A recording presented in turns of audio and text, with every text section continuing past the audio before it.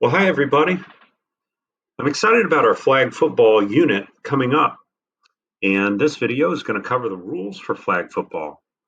If you have any questions, if football isn't quite your world and some term is used here that you don't get or understand, please approach me in class. Nothing here is terribly difficult to understand.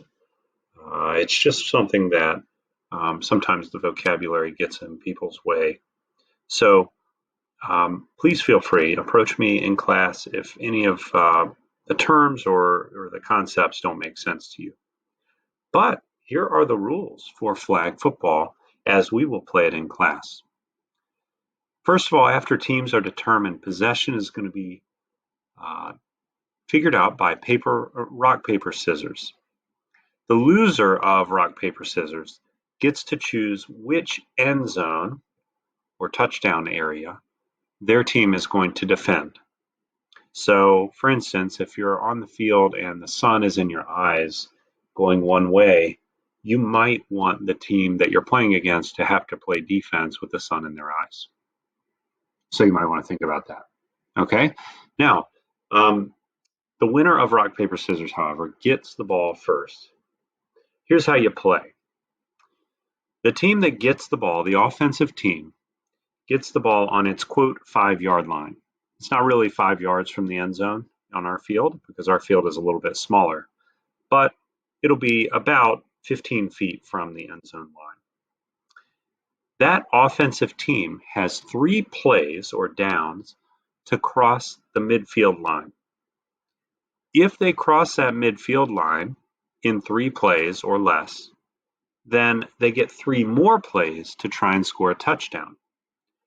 Now, you are able to score a touchdown in less than 3 plays total. So if you have a big play and you score a touchdown on it, that's great.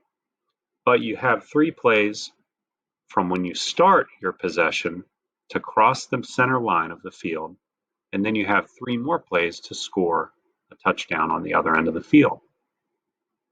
If the offense does not score, the ball changes possession to the other team, the defensive team, and now that new offensive team takes over on its own 5-yard line or 15 feet. This means that no matter what, unless there is an interception where you catch the ball thrown by the other team, you're going to start every possession on your own, quote, 5-yard line. If the offensive team does not cross midfield, the ball changes possession again from the 5-yard line of the defensive team.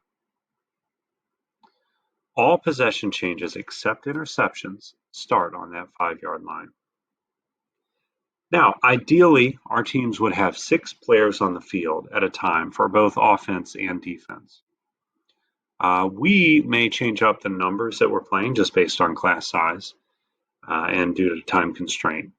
But ideally, that's how many players would be on each team.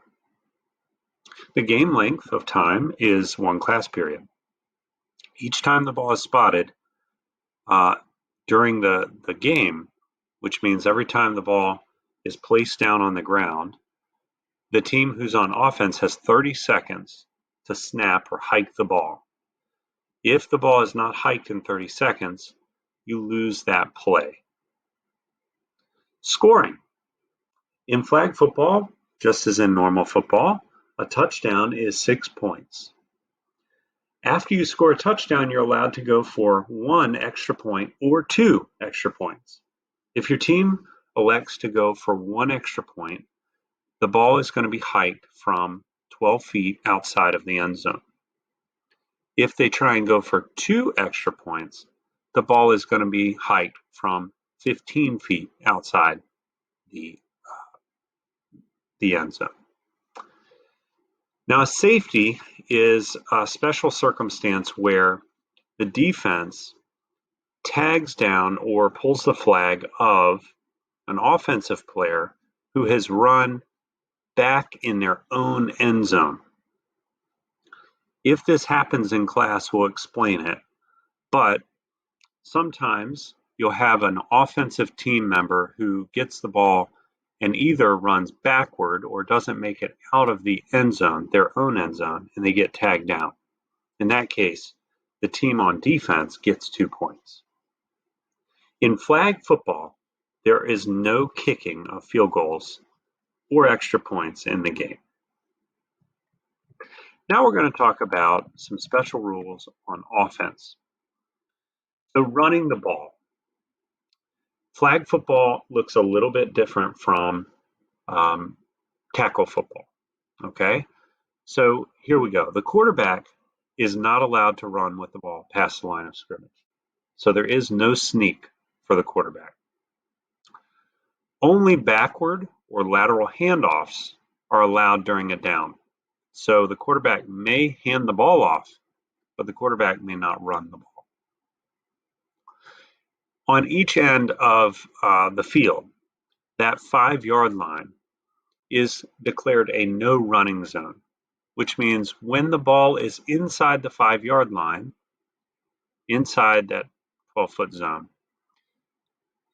the team on offense is not allowed to hand the ball off and run it into the end zone. The ball must be passed to a player in the end zone to score a touchdown. All defensive players are eligible to rush, and we'll talk about this in a minute, but they can run to tag the ball carrier once the ball has been handed off, or if there's a fake. So if the quarterback fakes a handoff but doesn't actually hand it off, the rushers are allowed to then rush. The ball is spotted, or it's put down on the ground at the end of a play wherever the ball carrier's feet are when they're tagged down, when their flag is pulled, or if their flag falls off. All right, so passing and receiving. On offense, all players, any player, is eligible to receive a pass from the quarterback.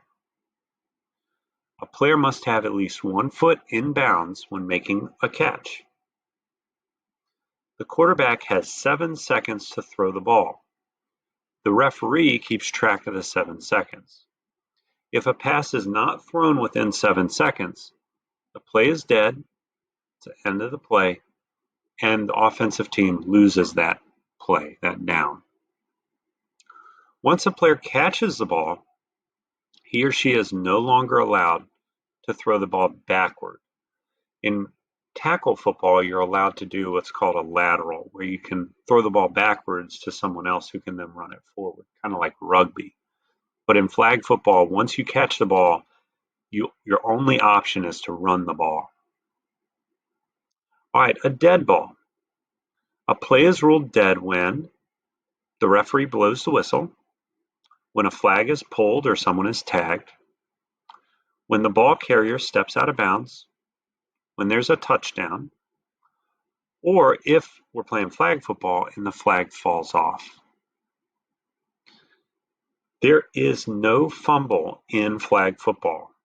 If someone drops the ball will be placed down for the next play where the ball carrier's feet were when the fumble happened.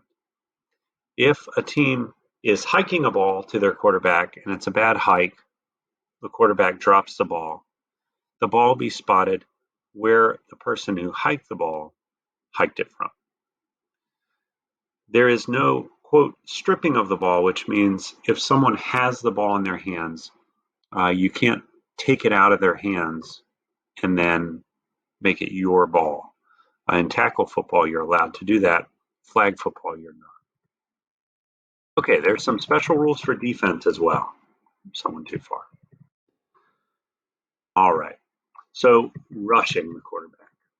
All players who rush the passer, the quarterback, must be a minimum of 7 yards, that's 21 feet, from the line of scrimmage when the ball is hiked. Now, you may not rush the quarterback if there is no handoff or a fake handoff. So these people who are rushers are watching to see if the quarterback's going to hand off the ball. If the quarterback does hand off the ball or fakes it, then the rushers can go after whoever is holding the ball. But the quarterback cannot be rushed if they drop back to pass the ball. Remember, they have 7 seconds. At the end of 7 seconds, the play is going to be blown dead. So if they don't pass the ball in 7 seconds, they lose their down. Players who are not rushing the quarterback may defend on the line of scrimmage. So if you're going to be guarding a receiver, someone who's going to catch the ball, you can guard them and start guarding them right up close to the line of scrimmage where the ball is hiked from.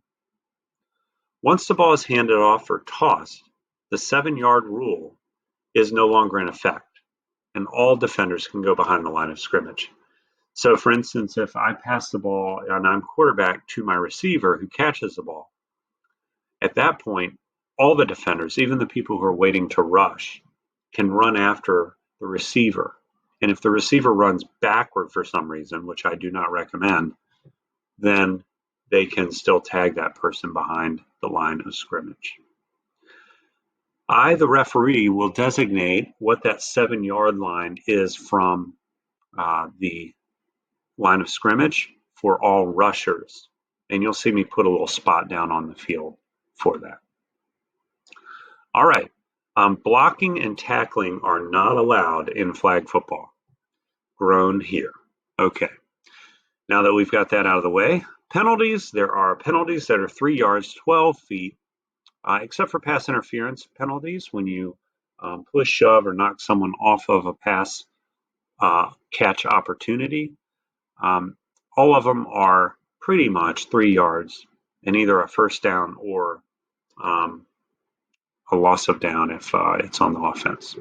Here are the penalties. Offside, which means in this setup here, if someone on offense lines up, if this kid right here lined up over the line of scrimmage right here before the ball was hiked, then they're offside, and that's 3 yards. Okay, if the defense lines up offside, that's 3 yard also. Pass interference is if you interfere with someone who's going to catch the ball before they catch the ball. So if you go and tag somebody before they catch the ball, that's pass interference. Illegal contact is holding or blocking. You're not allowed to hold or block somebody in flag football. Illegal flag pull, which is pulling the flag before someone has caught the ball, that's a penalty on the defense. If you illegally rush, if you rush from inside the 7-yard marker, then on defense, if you are one of these people who's waiting to rush and you end up stepping up here to the line of scrimmage and then you rush from there, that's a 3-yard penalty. And flag guarding. If we're wearing flags and you're the kid running around holding on to your flag so no one can pull it, then that's a penalty on you because that's just not playing fair. All right, this is a typical setup. On defense here, you have 2 defensive backs if you have 6 kids. These are the people who play back, and they're just guarding against a long pass. Here we have the rushers. These are people who are waiting on the chance that there's a handoff to attack the person with the ball and try and tag them. This defensive back right here, the player who's playing close to the line of scrimmage, this kid is going to pick up the center because the center can hike the ball and then go be a receiver. So this kid is going to guard the center when the center hikes the ball. On offense, we have 3 wide receivers set up. Those are the kids who are going to go out for a pass. It's a good idea for them to go to different places on the field to get open rather than the same place. The center is the kid who hikes the ball, and yes, we have to hike the ball for every play. The quarterback is the kid who's going to either throw the ball to one of the receivers or hand the ball off to the running back. And the running back is this kid back here who might get a handoff or might choose to just run out the side and go try and catch a pass. Now, that in a nutshell is how we're going to be playing flag football this year. And these are really good rules for it. Helps the game go smoothly. Again, if you have any questions, don't hesitate to ask me. I'll look forward to seeing you play out there. And thanks a lot for your attention on this video.